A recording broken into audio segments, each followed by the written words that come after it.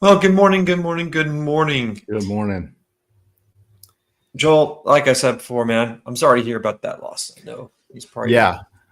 Um, really those of good you guy. that just joined us, Vody Balcom, or Vody Balcom, pastor, passed away suddenly. So, but yeah, like I said, I don't say rest in peace. I say enter your reward, EYR. Mhm. Yeah. Mm, So another well done, good and faithful servant moment in heaven. So, absolutely. I just want to give, I have a confession to make. My hair is kind of garbage this morning, so I apologize about that. hey, one Uh, rule with me, Ben, I do not have any sympathy for bad hair days. Okay. I am having a bad hair life.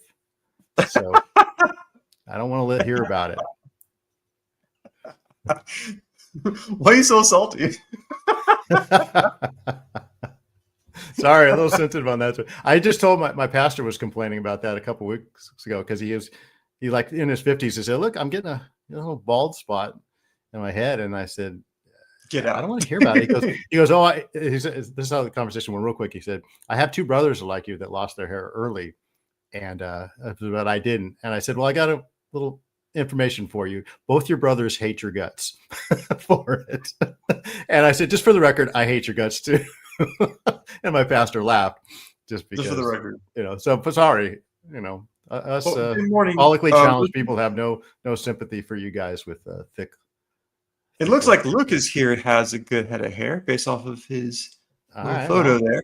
Lucas is on my list too. I don't want to hear it from Yeah, Lucas, we're just talking about the topic of hair and how I'm having a bad hair day. I'm sure you are too, Lucas, based off of your photo. But that really triggers Joel. So let's it not does. talk about hair in the future, okay? Because It does. That is a macroaggression to me, not a microaggression. That's a macro right there.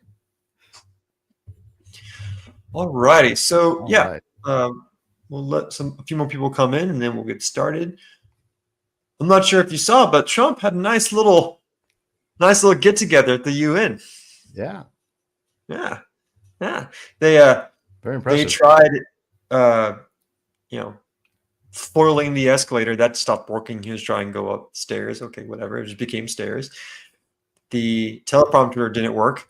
I heard Okay. about the Whoop. teleprompter. I didn't know about the Yeah, the escalator. escalator was running and then it stopped. Like right when Trump and Melania were going to, go up. Uh, and then the teleprompter stopped working. So Trump I was heard like, that. I don't need that. It's fine. Yeah. And then I heard there's a rumor going around that some of the translators like didn't want to translate what he was saying because it's the UN. But basically, I'm going to show a short clip from his moment in the spotlight and just highlight number one the courage that he has to tell everyone to their faces that they're failing, but then go into the reason why he's telling these European leaders, well, these global leaders, why their countries are failing. Oh, I'm sorry to hear that, Lucas. It looks like is in your prayers, please. Baby day. Oh, okay. Okay. So yeah, we'll go ahead. Good morning, AC Cruz. Morning, AC. So yeah, my plan is to get into the reason as to why Trump is calling out these countries in the UN, and then use that reason to build upon a topic that I think we could easily dive deep into for the next few weeks because it's a deep topic. I got some verses lined up, and yeah, we'll go ahead and get started. So let me pull this up here. And again, this is a short clip from Trump's beautiful speech at the UN. Here we go. I'm not mentioning names. I see it, and I could call. Oh, let me increase the volume because that is pretty soft. Hold on. Let's go back some right here. I see it. I'm not mentioning names. I see it, and I could call every single one of them out. You're destroying your countries. They're being destroyed. Europe is in serious trouble. They've been invaded by a force of illegal aliens like nobody's ever seen before. Illegal aliens are pouring into Europe. Nobody's doing anything to change it, to get them out. It's not sustainable. And because they choose to be politically correct, they're doing just absolutely nothing about it. And I have to say, I look at London, where you have a terrible mayor, terrible, terrible mayor. And it's been so changed, so changed. Now they want to go to Sharia law, but you're in a different country. You can't do that. Both the immigration and their suicidal energy ideas will be the death of Western Europe if something is not done immediately. This cannot be sustained. What makes the world so beautiful is that each country is unique. But to stay this way, every sovereign nation must have the right to control their own borders. You have the right to control your borders, as we do now, and to limit the sheer numbers of migrants entering their countries and paid for by the people of that nation that were there and that built that particular nation at the. So I want to back up for a second, because he said something very important that, would absolutely like cause people to clutch their pearls or gasp. It's like, oh, how dare you say that? Listen closely. I look at London, where you have a terrible mayor, terrible, terrible mayor. And it's been so changed, so changed. Now they want to go to Sharia law, but you're in a different country. You can't do that. Both the immigration and their suicidal energy ideas will be the death of Western Europe if something is not done immediately. This cannot be sustained. Okay, so there's a lot more to it, but let's break it down here for a second. Okay, what did he just say?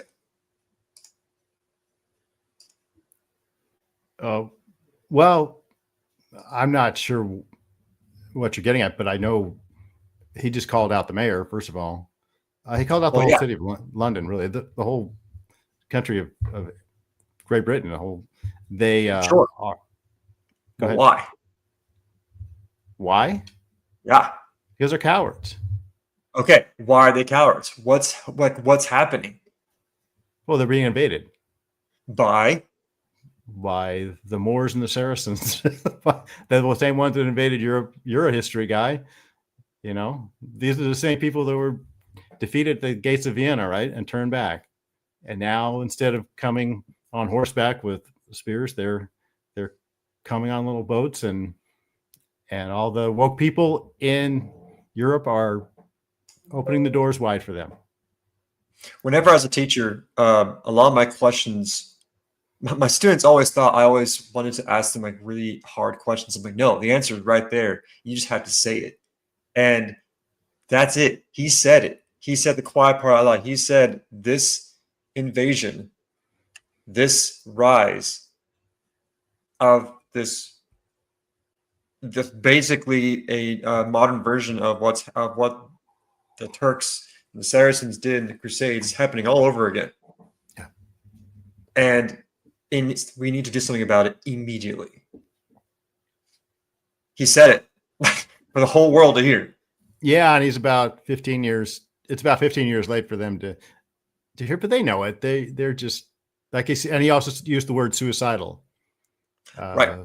The fall of Europe will be half the taking over from Muslims and half the just absolute suicidal surrender of Western Europe.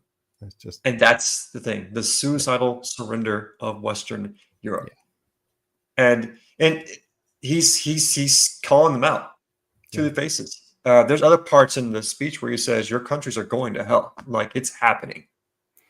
Yeah. Just do something about it. Have you been there lately, or to London, actually? So I've been through London. I've not visited London. That was back in 2015. Yeah. I was in Germany in 2015 visiting a friend of mine, but that previous European travels were during my time in the Air Force, and that was a long time ago. Yeah. No, this is we were there in 2018 in London, staying near Hyde Park, and all you saw. It's funny. At 5 o'clock was very interesting because that's when all the Muslim women would be able to go outside, and they would be walking around with their full burqas or their full whatever they call whatever the garb is. The name changes every time, but and pretty much it was at least I say 30%, 40% of that area was Muslim already, and I imagine it's even more than that now. And so yeah, I can easily see. Back then, you could see. I'm sure if I thought about it and thought, in 10 years they're going to have Sharia law here because, the Muslims are coming in and they're thriving, they're reproducing, they're doing what they do, and the native British are suicide, like I said, suicidal. They're depressed. They're not having any children. They don't have any future. The future. That picture I have of London, the future belongs to the Muslims here. So, and the thing is, he even said too, he's like, you have the right to defend your sovereignty. You have the right to defend your borders. And like, he's not saying you can't welcome people from different walks of life, but what he is saying is you need to stop this massive onslaught of one ideology. Look at the patterns. Look at the fact that multiple European countries are being overwhelmed by a specific ideology. Right. And that's the thing he's calling out. And let's be clear, this issue is happening here too. It's not just in Europe. But thankfully in America, you have certain systems that can stop this massive wave. But the issue is we have to call out the issues when we see it. We can't just keep ignoring it. Yeah. And I think that what I'm trying to get to is, how do we look at this from that Christian perspective? What do we do because of this? How do we look at it? How do we analyze it? How do we respond to it as Christians? And so here's the next video I want to show y'all.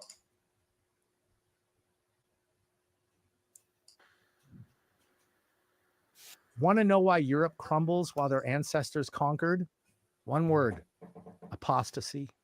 Medieval Europe's strength came from one source: faith. When Godfrey of Bouillon took Jerusalem, his first act was prayer. When Richard the Lionheart faced Saladin, he carried the cross into battle. Those men didn't fight for ethnicity or economics. They fought for Christ. Modern Europe abandoned God and got exactly what Deuteronomy 28 promises apostate nations. The foreigner who lives among you will rise above you higher and higher, while you sink lower and lower. Verse 43. Look at the pattern. France, 65% Christian in 1970, 25% today.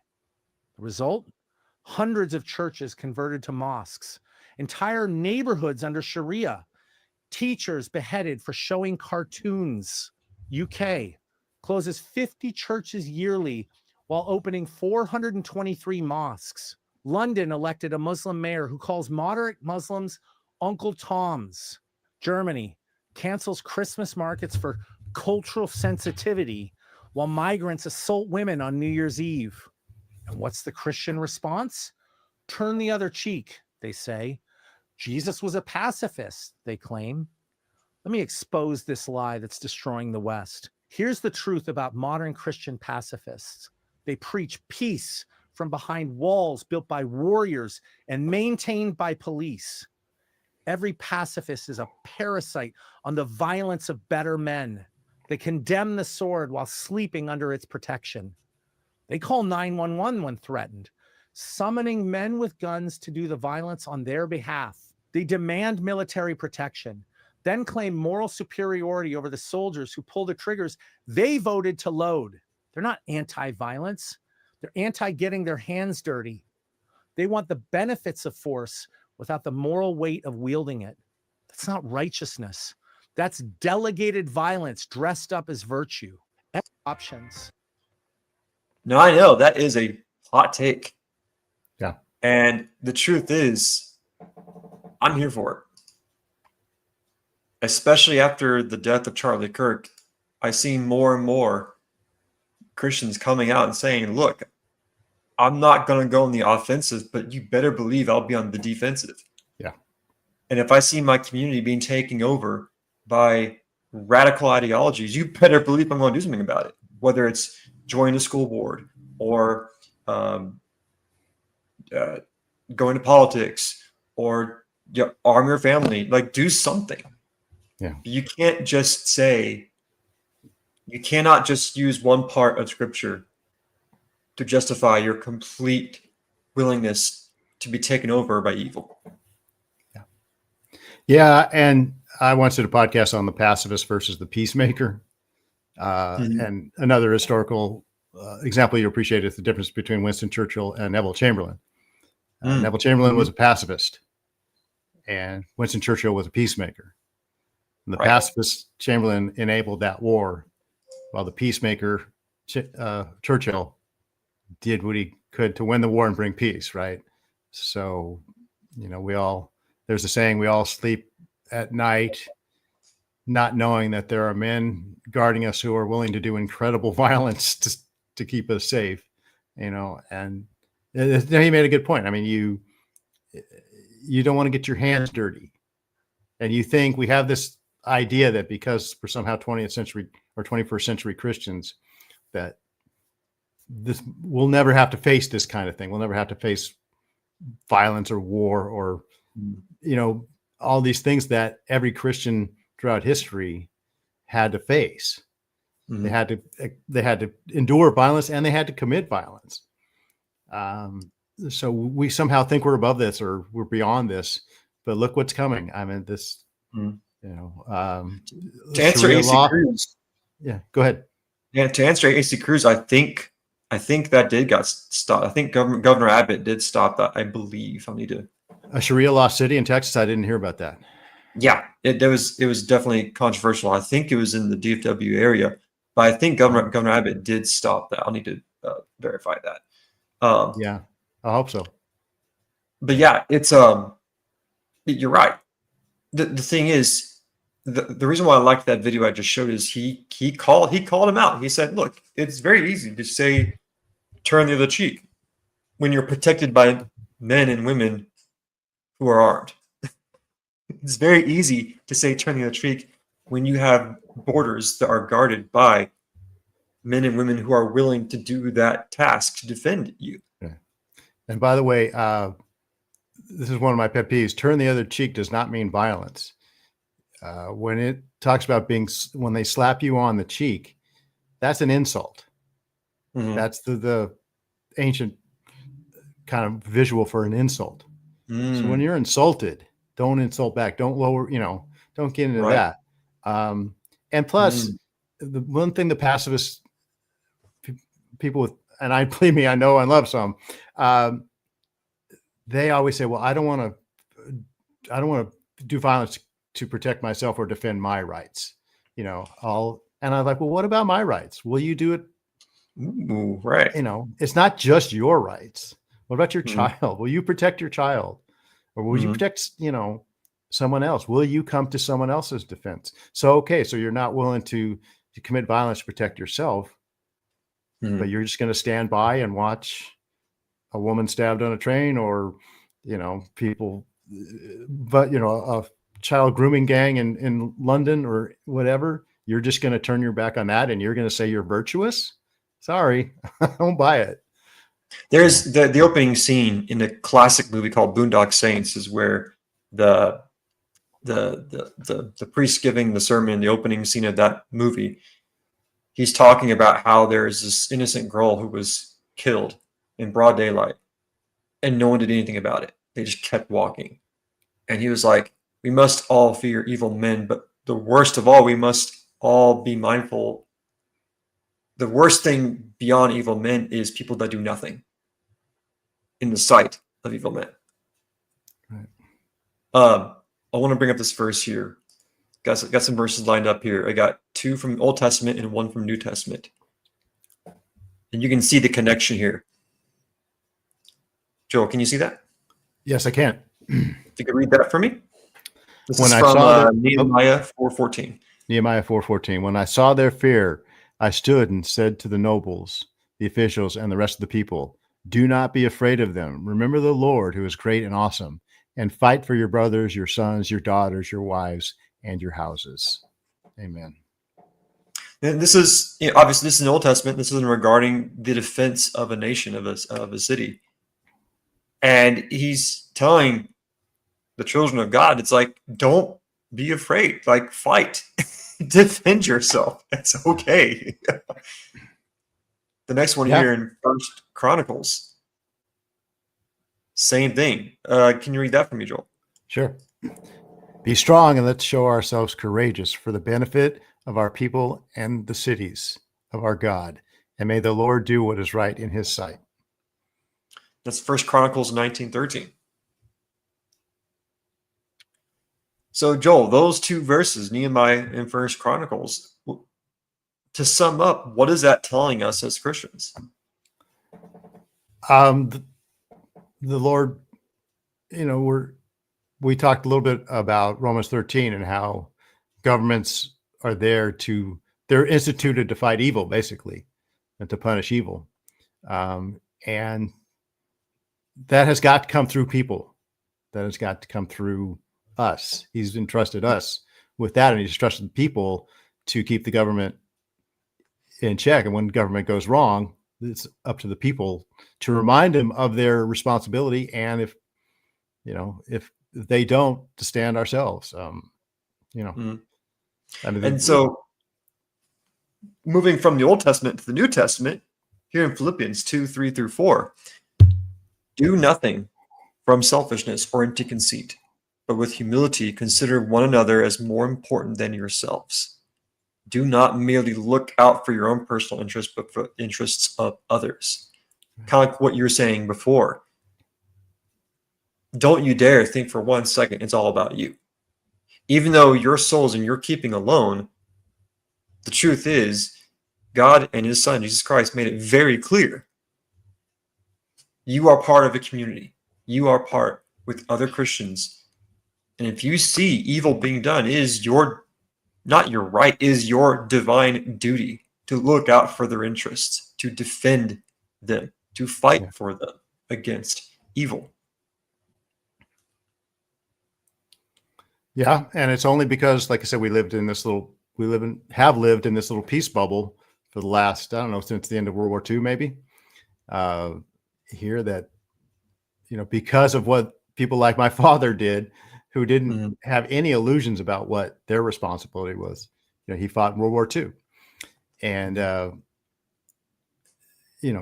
they couldn't envision a world for their children where Imperial Japan and Nazi Germany ruled the world. So they had as soon as Pearl Harbor was attacked, they went right down, and there was a line around the block for people, men saying, I want to fight this evil. I want to fight for my country. I want to fight. And it was really the mindset was, we're not going to let this happen again. We're not going to let World War I happen again, where everybody just kind of quit and this evil rose again. No, we're the ones to fight this evil. We're the ones to fight for the future of our children and grandchildren. And that's the future we've been enjoying, but it's made us soft and kind of selfish and thinking, no, we're not the ones to fight now. No, that's above us, or that's beneath us and beyond us. We're not going to do that. And so here come the barbarians. They're at the gates. They're inside the gates. So, and to harken back to the title here, it's the globalists are the ones that want everything completely wiped out.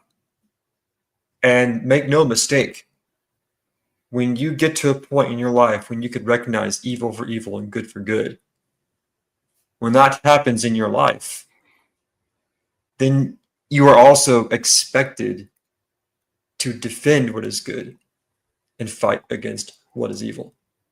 And this kind of leads me into the topic I would like to get into for the next few weeks, if that's cool with you. And that's into the Crusades. It's a topic that is deep. It's fascinating. But let me tell you, I would say in the past few weeks, I've really gotten deep into that topic because after the tragic death of Charlie Kirk on on X, on YouTube, on different social media platforms, I've seen a huge uptick in we need another crusade. Like it's beyond just here in America. It's what you're seeing all across Europe. It's like, okay, it's crusading time. Let's go. Well, yeah, and it did worldwide, and that's. I was just talking last night to some people at church. I was like, "This is something I've never seen in my lifetime. I've never seen anything like the last couple of weeks. It's been, like the stuff we showed on this show with the whole world, right? Rallies throughout the whole world. 100 million people watched that memorial service. It's fascinating. What a time to be alive. And so I think if we look into the topic of the Crusades, we can compare what happened to what's happening now. And I will take the stand right now. And I don't care if I lose friends or lose people listening. I truly believe the Crusades were absolutely justified. Completely justified. Because for better or for worse, the truth is, if we did not get involved, if there was no Crusades, all Western Europe would be completely Muslim. There would be no Renaissance. There would be no Reformation. There would be no modern Western civilization to speak of. And that's just a historical fact. There wouldn't be everything we got. Everything. And actually, there wouldn't even be a United States, because then there would never be an England. There would never be anything like that. Yeah. So even though there were flawed men, there were definitely broken people. And to be clear, even though after the Crusades the church fragmented, sure. But there's something to be said about the unifying force the Crusades had on Europeans. Bottom line, Europeans from all walks of life, nobles, peasants, all sacrificed everything to go down to the far reaches of the world and stop the spread of Islam. That's a hot take, I know, but Yeah. that's what. Well, yeah, I'll look forward to learning more. I barely know the Crusades. I've done some reading on it. I know enough to know that it's not what most of the woke history books will tell you it is. So it's definitely one of those topics that's either heavily romanticized or heavily vilified. But there's demonized, being accurate truth in the middle. But if you're down for that, sure, I'm down. Sure, awesome. Sounds interesting, yeah. Yeah. Because really now, I mean, we're definitely at a point of war in our lives and in our society. Mm-hmm. It's whatever form it takes. Mm-hmm. And you just saw maybe I was listening to Wilson, Doug Wilson, and he was saying that, this guy that shot Charlie Kirk, if everything goes the way it should, he will be the one who killed progressive leftism in this country, because he triggered this. If we pursue this, if we do this right. And you saw our opening salvo, and I said this, you saw Christian nationalism on display at the memorial service. And it's all about repentance and forgiveness. And, with Christ, Jesus is the center. And that's a good opening salvo on our part. But I think it may, but that doesn't mean it's going to be nonviolent the whole time. We may have to get our hands dirty, and that's just the way life is. So I hope not. I think to finish up, I found this meme that's been circulating that I think beautifully summarizes everything we're saying right now.